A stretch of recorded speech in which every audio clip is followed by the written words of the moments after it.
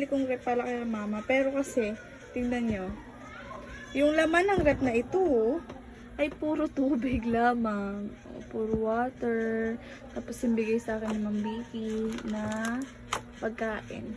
Ayan, puro water. Tapos yung skincare ko lang. Walang kalaman-laman.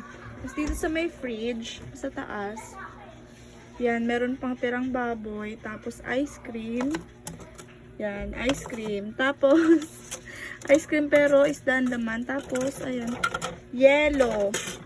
So, gusto ko siyang lagyan ng laman kahit konti para may stocks kami, 'di ba? Kawawa naman ng mga kapatid ko, walang stocks na pagkain. Kaya bibilan ko 'to.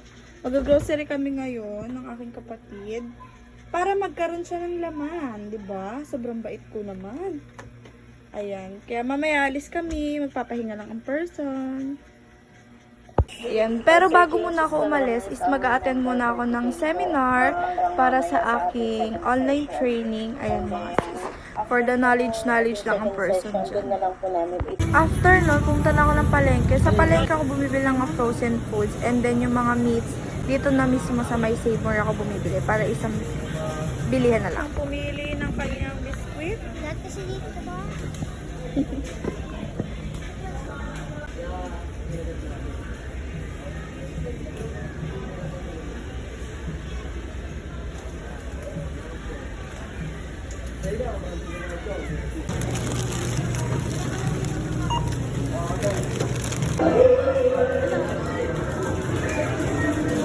Datang ka ng kasawaan sa Tom's World. Ay, dito pala dapat yan.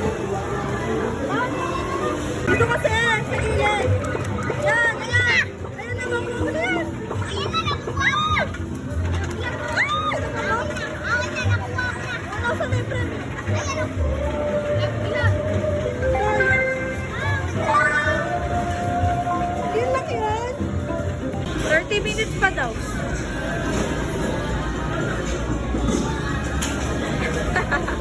Ay, gutom na. Jollibee.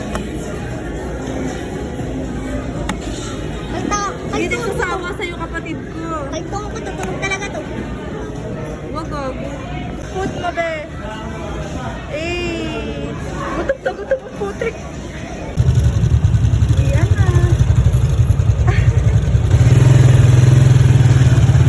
Ayan lang guys, sana nag-enjoy kayo. Salamat sa pagsama. Hindi ko na na-videohan ng pag-arrange ko ng mga pinamili namin dahil sobrang pagod ko. Bye bye guys!